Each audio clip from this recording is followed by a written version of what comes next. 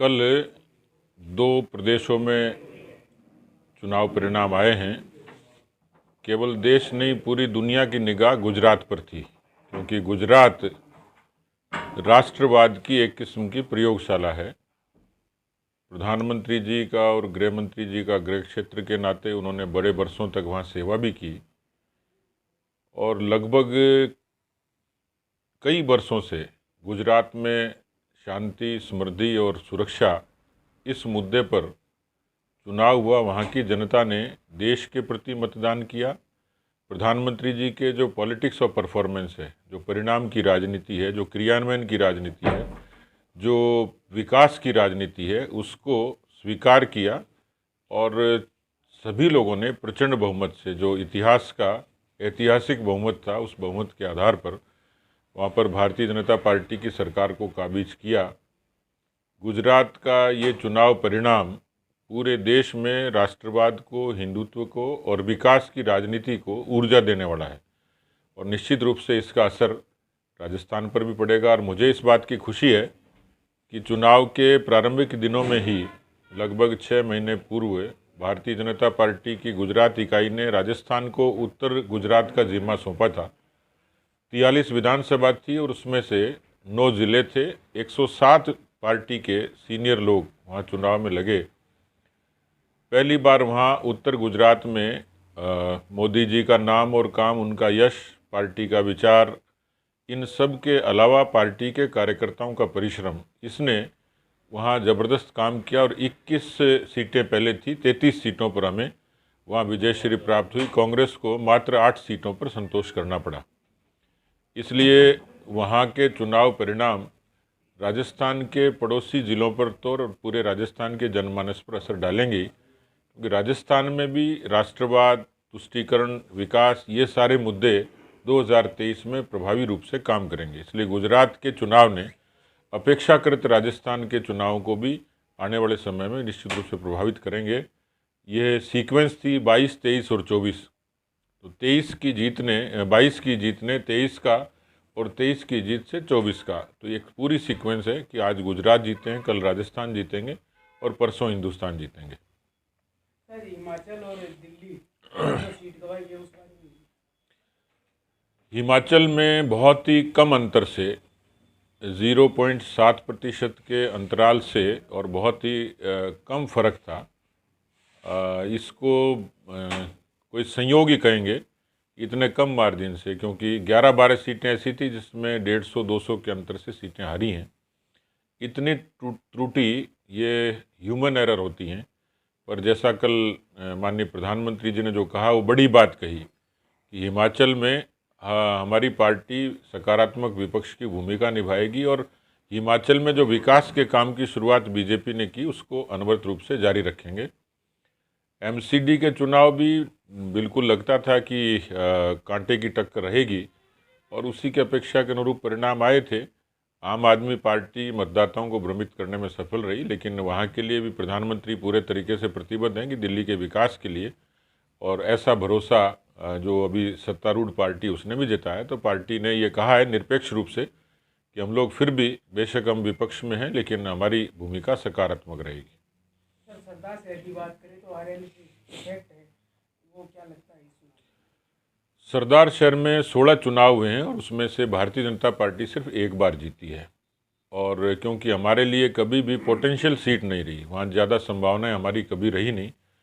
पहला फैक्टर तो वहाँ सहानुभूति का ही था। अभी तक जितने चुनाव हुए हैं, 8 चुनाव, उसमें कहीं न कहीं उन्हीं के परिजनों को टिकट मिली और जनता ने उनको इसलिए एक्नॉलेज किया, इसलिए उनको स्वीकार किया है कि एक लंबे समय तक जब कोई राजनेता काम करता है तो उसके परिवार को मान्यता मिलती है। दूसरा पक्ष है कि ठीक 8 महीने बाद चुनाव हैं, तो सामान्य तौर पर मतदाताओं पर एक मनोवैज्ञानिक असर होता है कि अभी ये सरकार है, इस सरकार के साथ हम लोग काम करें, इसलिए एक पक्ष ये है। तीसरा पक्ष स्थानीय समीकरण का होता है, जो हमारे हक में नहीं था। वोटों का जब डिवीज़न होता है तो उसका नुकसान जो सामने वाली पार्टी है उसको निश्चित रूप से मिलता है। तो मतों के विभाजन का फ़ायदा भी कांग्रेस पार्टी को मिला है। इसलिए बहुत संभावना की सीट न होते हुए भी वहाँ पे कार्यकर्ताओं ने खूब परिश्रम किया, वहाँ की जनता ने भी लगभग उतने ही वोट दिए जो पहले हमें लगातार मिलते रहे। आक्रोश को लेकर क्या कहना चाहेंगे? देखिए, राजस्थान में एक जन धारणा है कि हर बार यहाँ सरकार बदलती है। सरकार तो बदलेगी, इसमें कोई दो राय नहीं है। कांग्रेस से लोग उनकी नीतियों के प्रति, उनके व्यवहार के प्रति, उनके कामकाज के प्रति उनकी नाराज़गी है। आमतौर पर इसको मतदाता विरोधी लहर कहते हैं, एंटी इनकम्बेंसी कहते हैं। लेकिन ये तो एंटी इनकम्बेंसी लहर से भी ज़्यादा आक्रोश है, जो लोगों का अलग अलग तरीके से प्रकट होता है। उसका कारण है किसानों की कर्जा माफ़ी, बेरोजगारी, भ्रष्टाचार, विकास के काम ठप होना। तमाम ये इस किस्म के काम थे कि जिसके कारण लोगों में भारी निराशा है। तात्कालिक रूप से हो सकता है कि कुछ उपचुनाव में स्थानीय समीकरणों के आधार पर मतदाताओं ने फैसला किया होगा, लेकिन 23 का मैंडेट बिल्कुल तय है कि जनता आक्रोशित है। इस आक्रोश को मुखरता देने के लिए हमने तय किया था कि कार्यकर्ता भी पूरे तरीके से चार्ज रहें, उनका मनोबल बना रहे और वो पूरे आत्मविश्वास के साथ मैदान में काम करें। जनता का बातों को लेकर उनके दरवाजे तक जाना, हम बुला नहीं रहे, हम जा रहे हैं।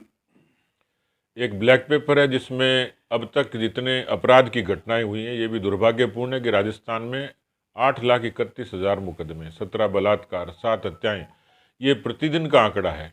तो हम लोग तमाम जो ब्लैक पेपर के काम हैं उनको जनता के दरवाजे तक ले जा रहे हैं।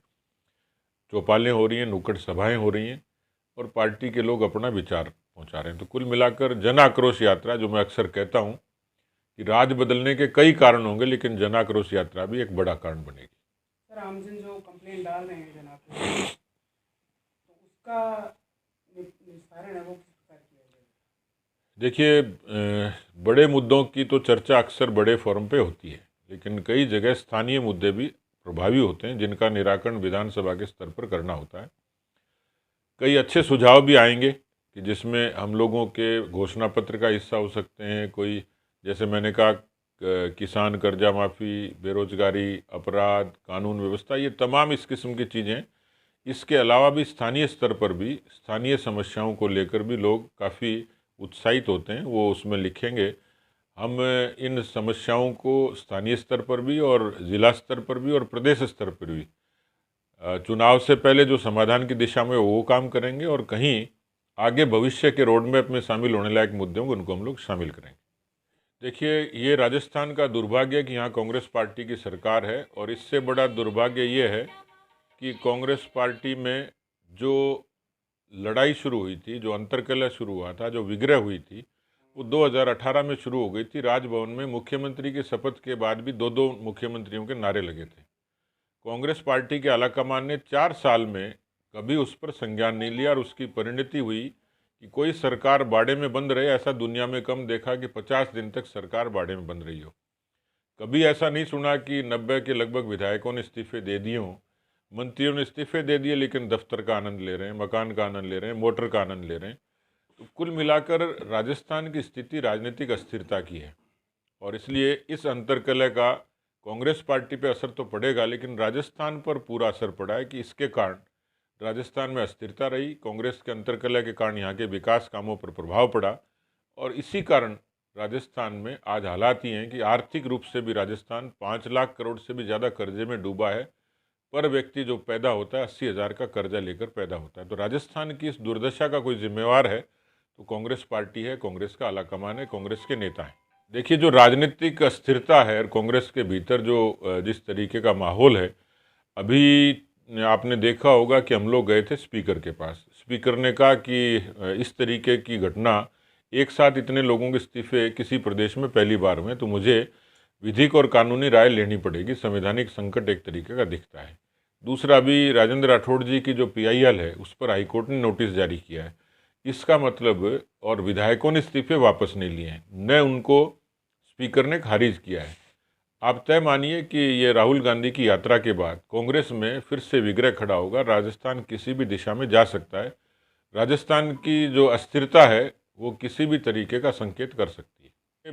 राजस्थान में 19 ऐसे विधानसभाएं जहां हम कभी नहीं जीते, कुल मिलाकर 48 ऐसे हैं जहां एक बार जीते या कभी नहीं जीते। हमारी कोशिश रहेगी कि उन विधानसभा क्षेत्रों में हम लोग चुनाव जीतें। उसके लिए रणनीतिक तौर पर चर्चा शुरू कर दी, और पार्टी पूरा दम लगाएगी, अच्छे तरीके से चुनाव लड़ेंगे, और हमारी कोशिश रहेगी कि उन स्थानों पर भी कमल खिले जहां कभी कमल खिला नहीं।